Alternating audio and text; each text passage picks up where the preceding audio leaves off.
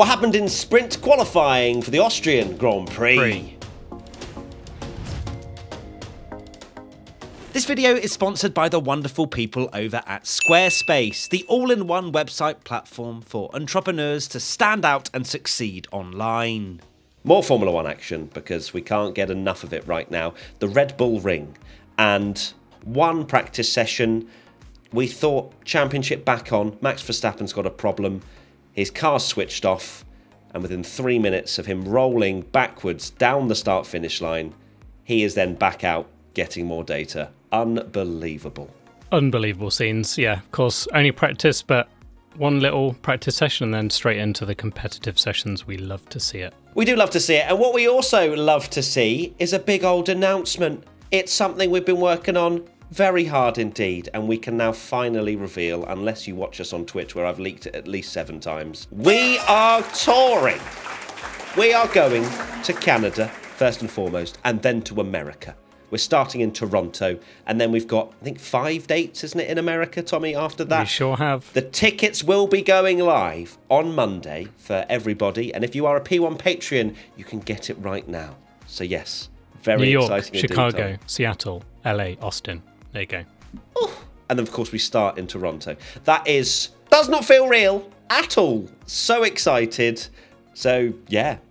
You can either get a Patreon subscription and go and get your tickets now, or you can wait on Monday, and we will be launching them there as well. Let's get into SQ1, where the 5 drivers out were Ricciardo, Hülkenberg, Bottas, Albon, and Zhou. And, well, big scalp there, have to say. Alex Albon, the driver, 19th for tomorrow, and there's no Logie Bear there. There's no Sargent in SQ1 being knocked out. He's out-qualified, but not out-qualified because it's not going to go down as a record because it's sprint qualifying. But he's done it, Tommy. He has done it. Read that Patreon question from Badger Sprite. Do it now because it's just so good. Okay, P1 Patreon member Badger Sprite. What's the secret to good Logie Sarge qualifying using the word sprint so he knows to be fast?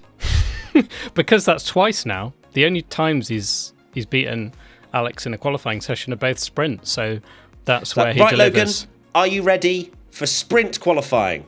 Okay. And then just cooks. I mean, look, we've said it about Bottas quite a lot. I will say it as well. For this is why now? What? Why? 100%, yeah. Is it the fact that there's one practice session and it gives more of an opportunity for Albon to maybe make a mistake? At the end of the day, Alex Albon is a fantastic driver, but he's not superhuman and he's not a robot. And clearly, it just didn't work out that well. And Logan, look, absolutely great performance. I can't fault it. Yeah, props to him. It's a shame that Williams, it doesn't look like it's going to be one of those tracks where they can score, unless there's a lot of DNFs, which is very rare in Formula One nowadays. But it's a confidence boost. But like you say, it's too little, too late. It's not even like, we know that Williams' seat has gone, but it's not even like any other team is going to want him now. It seems very increasingly likely that he will move on to potentially IndyCar. There's a lot of rumours and things like that. Let's quickly chat about our sponsor for this video, Squarespace, a place where you can build a website with absolutely no coding knowledge required. What's better too is that you can create one for free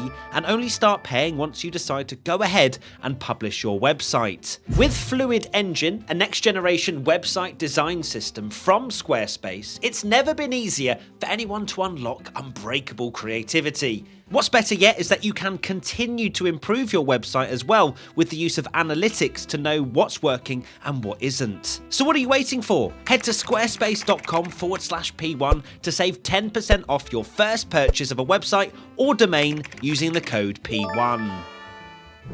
But still, a good performance. Not so much for the likes of Hülkenberg. I think that was a bit surprising to see him down in 17th. And then Yuki Tsunoda as well had a massive moment and a very lucky boy. I think there was actually a lot of driver skill there as well in the way that he spun the car one way and then spun it back round. I think that he meant to do that, but if he didn't, he was lucky. But of course, that was due to the little strip of gravel that we've now got for this weekend, and we're going to record a P1 Extra video, Tommy, talking all about it because we're very happy bunnies. Well, Yuki got through, actually. He still beat Ricciardo, so, but it wasn't a great... Again, RB still not looking that's good. No, they certainly aren't. And Danny Rick, as you say, out in SQ1. Bottas and Zhou back to being at the back. Oh, which Zhou was especially. surprising. Is that massive actually. gap again? Is that massive gap again that we joked that maybe he's just the goat at Spain and can only deliver there. We've come back to a new track. 20th, 4 tenths off the back. Every time he's 20th, it's always... He's never like just 20th. It always seems to be like half a second, if not more. But either or, not the craziest of SQ1 results. As we now go to SQ2. And the main thing is that Aston Martin have finished. I think that's probably fair to say. Magnussen, Stroll, Alonso, Tsunoda and Sargent, the 5 drivers that didn't make it through. But yeah, both Aston Martins, and I think I'd maybe change Aston Martin to Alonso there, Tommy. Is Alonso finished? Because he was out-qualified by Stroll, but not out-qualified for the record books, and I'm sure you'll be saying that. Yeah. But I am noticing slightly maybe that there isn't that edge that Alonso has had. It's not true. As much anymore. Yeah, it yeah. isn't. It's not having those star performances that I thought maybe with my biggest good surprise he might whip out. It seems like they're really close sometimes, aren't they? Like... It's either Stroll is absolutely nowhere and Alonso's over-delivering and doing a brilliant job. And then when they tumble down the pack, it does seem like Stroll can out-qualify Alonso occasionally and have these moments. We never see that moment where Stroll's really high up and Alonso's at the bottom. But when they're struggling, Imola? They're both together. Pretty sure Imola. Lancey put in a great performance and Alonso had an absolute bottle job of a qualifying. No, but he was like 13th, wasn't he? He wasn't like... I'm talking like 6th, 7th or something. I know. Do you know what I mean? thought I'd just give Lance some props there, whilst you're But goat. what I would say, props to Stroll, is he had a massive moment coming out the final corner and still beat Alonso. Anyway, SQ2, yeah. I think Aston Martin was obviously the big thing. Magnussen did a great performance, I'm not going to lie. He did what we would expect Hülkenberg to do, and vice versa with Hülkenberg and Magnussen.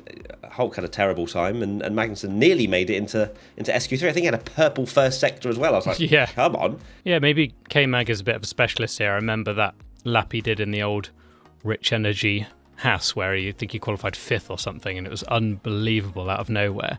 Maybe this is the kind of track that suits Kevin Magnussen. You've got to be super aggressive, riding over the curbs, a little bit, crazy, and it clearly works for him. So, yeah, brilliant job from Magnussen. Tsunoda, as we said, had that moment in SQ1 and then is qualifying down in 14th, but I think that's really where the RB actually belongs, which is a strange thing, that the pecking order just constantly shifting, not just at the top and who's quickest and fighting Red Bull, but also towards the back as well. Let's go to SQ3 then, the big one.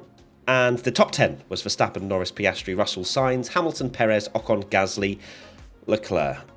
Let's start with question from Just a Lil Tastry. Why always Leclerc? Charles Leclerc is the unluckiest lucky man in the world. He drives for Ferrari. He's a Formula One driver. He's extremely talented. He's good looking. He's got everything going for him, and yet he's so unlucky. It's so true. He is the unluckiest, incredibly good-looking man from Monaco you could ever be. All right, stop hitting on him. Sorry, I'm allowed to say that, Tommy. You're not. So, of course, that was with his problem in the pit lane. Went into anti-stall, which then switched off the engine.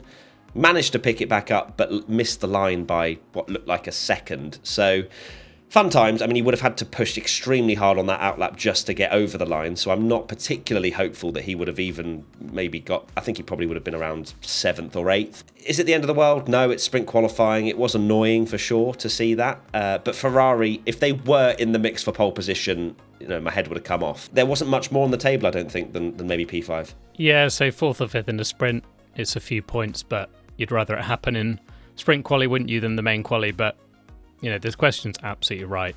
Leclerc always does seem to have so much more bad luck than other drivers. Maybe he might not have even been able to do anything anyway, because there were a lot of people that were so close to not crossing the line and leaving it too late, because of course we know they all bunch up, they like to make a gap for themselves. But everyone left it very late. It's a short session, but 2 minutes to go, I think. The first car came out the pits. I know, they all left it so late. I was like, why don't you just go out? I know they're all wanting like a bit of a distant slipstream and they don't want to be the first out on track because of track evolution, but all of them are like 2.5 minutes to go. Okay, let's just slowly roll out the pits now. And then they all stagger and they all give themselves a bit of space. And you're at the back of the queue and you're going, well, I'm going to have to really push on this lap. And you think, is it really worth it? But they're all just playing a game of chess, aren't they? They're all just trying to get that optimum position. But someone is going to lose out. And unfortunately, it's always Leclerc. Next question, Daphne LN4_. What happened to Perez in SQ3? Was he just slow or did he get involved with Ocon and Gasly? Surely he's not actually 1.3 seconds off Max on merit. Now, I haven't actually seen the onboard. Have you seen anything with this, Tommy? I've been trying to look for it. Now, I'm absolutely convinced that there must have been something because I think they've had a three-way championship fight. Yeah, those three names all flashed up together right at the end. We were waiting and it looked like it was the end of the session and we were on. If you watched our watch along, we were going, wait, why hasn't Perez done a lap? And then suddenly Ocon, Perez and Gasly all flashed up together and they were how far off were they? Like a second and a half or something? Yeah, 1.4. All of them. I see it. I'm watching it right now. Perez is right behind one of the Alpines. I think gets it's really Ocon. Close into the hairpin, but he can't go any far. He's literally in the dirty air of what must be Ocon. So they're all tripping over each other. I mean, there's no like battling or anything, but Ocon actually messes up turn 3 quite badly, which then compromises Perez even more. Yeah, it's a shame for Perez. I think Ocon's just had a poor lap, and he's in an Alpine, and of course Perez has just had the hit basically. So Perez can only go as quick as the Alpine in front of him unless he passes him. So his lap was doomed from the start, basically. The fact he still beat Ocon, fair play. So well done to Perez on that front, I guess. But no, he wasn't that far off. I think he was probably around half a second to 0.6 off. Which ironically puts him in exactly the same place. So realistically, he missed out on nothing. Which is a gargantuan amount as well. Still, like let's not get ahead of ourselves here. Yeah, Perez Around 7th. Austria. Okay, maybe it's 1 minute lap. Slightly better, but I think he is being complimented slightly with that position, just purely because it seems as though the gap from Formula A to Formula B is actually quite big around this short track. And you'll be thinking, oh, it's a second, Matt. No, it's a second here, but in a normal track that's 1.5 seconds, and it's a bigger gap. Yeah, he is concerningly off the pace this weekend again. You know, he can't be finishing bottom of Formula A, and it looks like that's where his pace is. When you see the other drivers are close to each other, you know, Sainz and Leclerc is a great example. Like Perez can't be that far off. Next question, Chloe_Flower. Does McLaren have the most competitive car on the grid, and is it possible for them to win tomorrow? Absolutely possible to win tomorrow, but Lando's going to have to get the thing that he didn't get last time out in Spain, and that's a good start compared to Max Verstappen. It's a tiny run down towards turn 1. You just need to get Max to throw a shape into turn 1, a defensive shape into turn 1, get the good exit, and then it's a massive run down towards turn 3. That's all they're after, is to set themselves up into that hairpin and then dive bomb. So we'll see. But I definitely think they do. Of course, you've got Norris and Piastri, but tomorrow there's no strategy there. It's just a dogfight. You've got to get track position one way or another through Norris or Piastri. I'm very fascinated to see what McLaren do tomorrow because, yeah, they need to not trip over each other. It's a great chance. They almost don't want to be leading into turn 1, like you say, because it's a glorious run down to that turn, a huge straight, get in Verstappen slipstream, and Max will be Max and go, no, you're not coming through, and lead. But it's a great chance to do it. I think that whoever leads out of lap 1 is going to have a fantastic chance, for sure. I think it's that they are still closely matched, which is so refreshing for McLaren fans to know once again they've turned up one practice session and they are right in the hunt again. And a shout out to Russell as well. You know, he's outqualified Hamilton, who had a very scruffy qualifying session.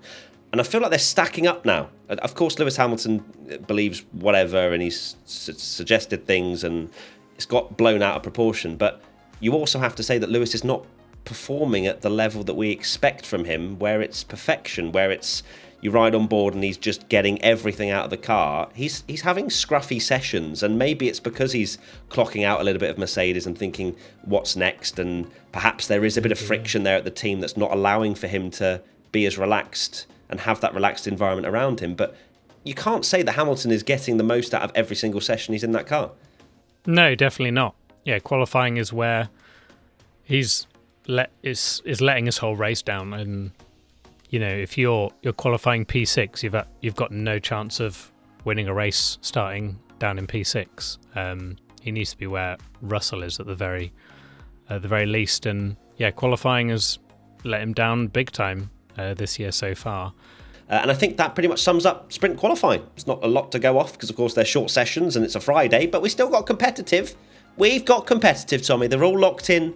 Setups are done. There's no more practice sessions. We have just got action the whole way through. So, Tommy, what are your final thoughts? Final thoughts are, let's hope Charles gives you a better birthday present tomorrow for your birthday. I'd just take him starting the race, to be honest with you. A working engine, no anti-stall. That would be a good start. But yes, my birthday is tomorrow and we'll be live on Twitch, Matt P1 Tommy. As always, I would not miss Formula 1 for the world. Exactly, 2 sessions, which Leclerc means can do 2 streams, maybe, which means 2 streams, which means 2 podcasts now. So remember, every time we do sprint weekends, from here on in, we're going to do a separate episode for each of those competitive sessions. So look forward to that. And Tommy, bring your party hat and your birthday suit, and I'll see you all soon. Lots of love. Bye. Bye.